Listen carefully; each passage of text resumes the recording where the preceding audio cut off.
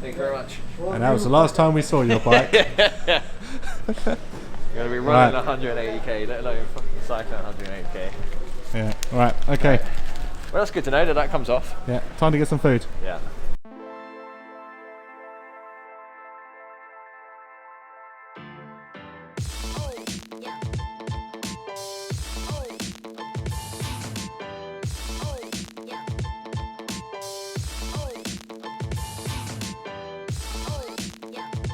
Right, hello, welcome to the latest episode of What's Dell Doing. This is a bit of a special. This time I'm joined with Matty and we are in Nice. So I thought I'd give this vlogging a go and film Matty's journey as he takes on Ironman Nice. So an Ironman being 3 marathons across 3 disciplines. So a swim marathon, which is 3.8k, a bike marathon, which is 180k, and then a marathon. So Matty, how are we feeling? Alright, actually, yeah, not too bad. Flight was good. So, flight was pretty good. So, just arrived in Nice. We're just waiting for Matty's bike to come out, and then we'll get cracking on. And this will be my first vlog, so very much looking forward to this. I'll keep you posted how we go.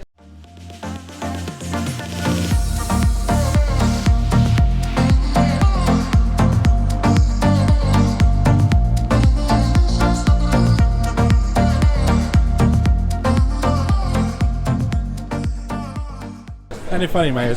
It's almost easier to travel with a bike on a plane than it is a train, isn't it? Yeah, we've had a nightmare on trains. Yeah, you've not done well on trains at all. No, I refuse to travel on a train with a bike anymore. But this is good. You don't have to weigh it or anything. The beast. Yeah, Matt. Oversized baggage. That sums you up.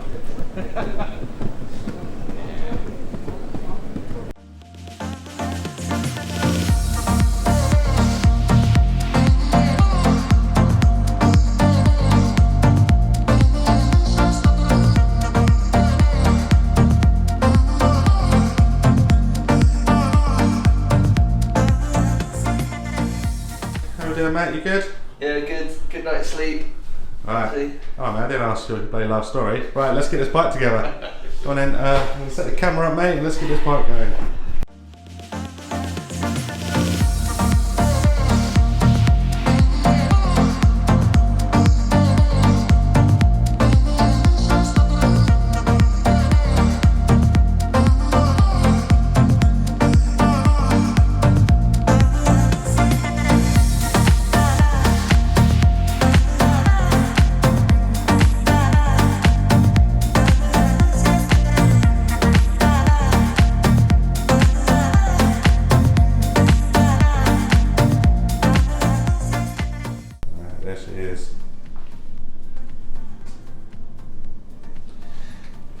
There she is, all built, mate, good to go. Right, give us a spin then. Give us a spin.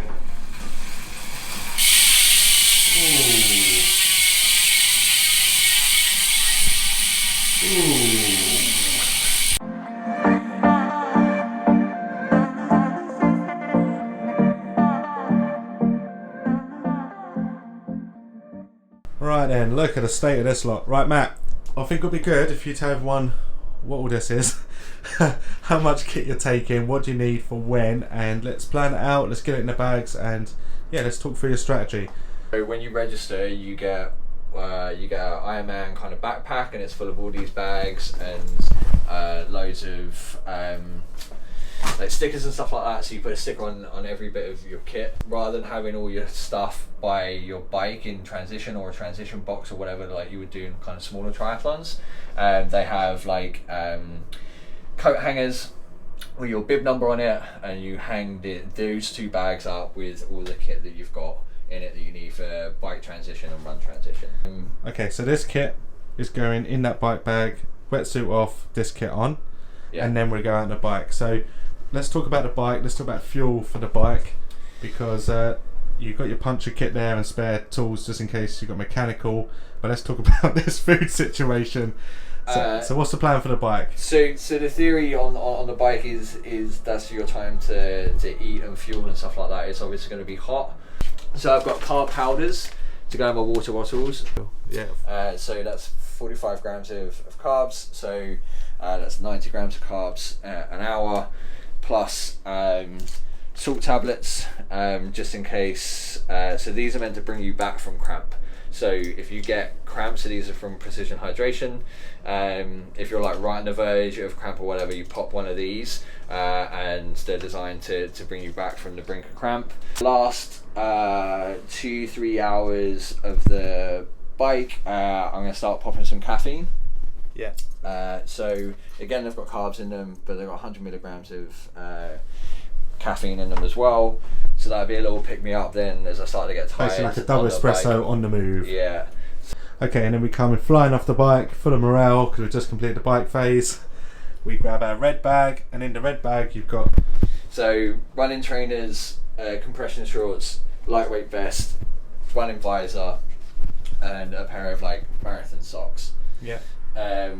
Again, choosing to switch kit completely. Yeah. I think it'd be quite nice just to kind of have a fresh set of kit that isn't covered in salt and sweat. Like mentally, that'd be quite good. Sounds good. Right, okay, let's put all this away, just get it in the bags, let's get down the transition.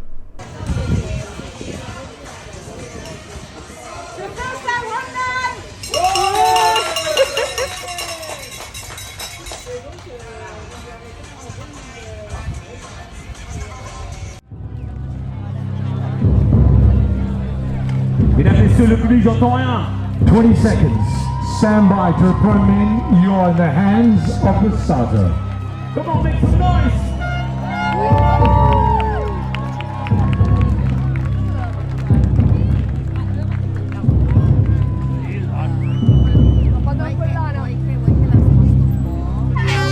Et boum, c'est parti, mesdames, messieurs, make some noise. Les pros sont partis.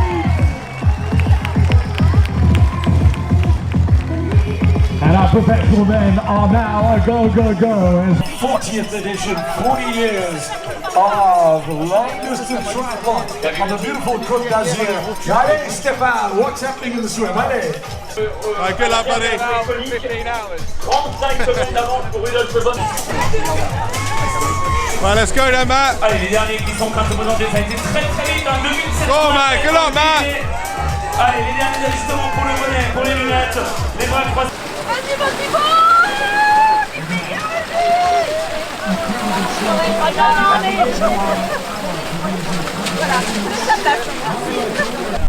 There we go, man. Ironman swim. Well done, mate. Well done, dude. That's a hard thing, mate. Well done, mate. That's a hard bit. Go on, Matty. Well done, mate.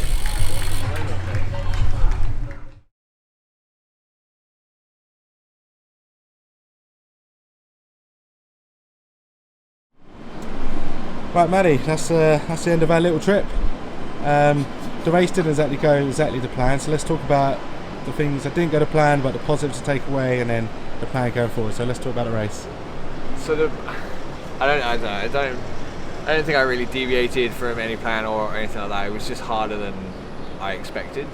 Yeah. The swim was good actually. I felt good on the swim. It was just difficult figuring out where to go. The route wasn't, in my opinion, wasn't laid out as well as it could have been. I ended up going off course a huge amount, and the swim being my weakest part, like I really couldn't afford that at all. So I ended up swimming further than I should have done, and the swim took me a lot longer than it should have done, or I think it could have done. I was really aiming off for that to take an hour and a half. And I did it in an hour 50, so I was in the water for a huge amount of time, and then got out, was feeling good actually, ate loads, got on the bike, and then the bike was just pure hell. It was 2.4k worth of climbing, and it was just non-stop. It was 4 or 5 hours to start off with, of just climbing. In I think it was like 30 to 31 degree heat. It was just savage. And then we get towards the end of the climb and spoke to a couple of other people, and they're like, "Oh, do you know what the time cap is?" And I was just like, "Well, I thought it was like 17 hours." And like, "Oh yeah, I'm getting a bit worried for the run," and stuff like that. And I was just like, "Oh yeah." So I started doing the maths in my head. I was just like, I've still got like, I think it was like, we still had like 80k left to go. And I was like, well, this better be a quick downhill phase, a quick descent. Yeah, I was just like, oh, there's no way I'm going to be anywhere near this time cap. And then coming in the flat on the way back in, I was just like, I need to figure this out. Wrapped my bike, grabbed my transition bag, looked for somewhere to get changed, got changed in a Portaloo, went to go out and start a run, and it was just like these 4 volunteers just like stopping us from going forwards. And this young lad that I was speaking to on the route, he walked away. He was devastated. He was like, "What's up?" He was like, "I've been time capped. I can't go forwards." I was like, "Oh, what?" So I walked up to the volunteers. They read your bib number, and he was just like, "No, you're time capped." I was just like, "What?" And they were like, "The time cap was 10 hours 45, and I'd got in 11 hours, so I missed it by 15 minutes." Yeah. It was pretty devastating at the time. I think I probably took, I don't know, I probably let it get to me for half an hour to an hour, and then I kind of just got out of it a bit. Like it was like I've been doing triathlon for like less than a year. Yeah. The difficulty is like I get it too. They can't just let people keep going forever. Yeah. You don't want them to start the run and then be like, right, you're now time capped after they've done like a half marathon. Like that just wouldn't be fair on people. It's frustrating at the time, but like there has to be a cut off. Yeah.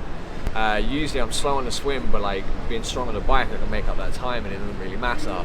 And I can make up the time again on the run.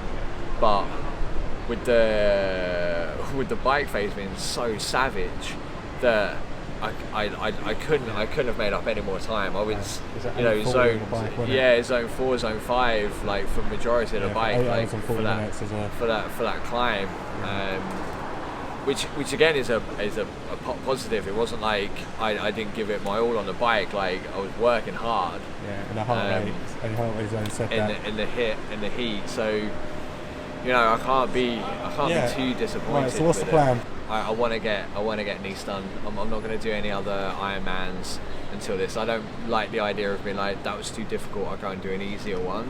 I want to use my training, use my training and that, and be like, right, you didn't complete it this year's worth of training to come back and to finally do it. So that's the plan.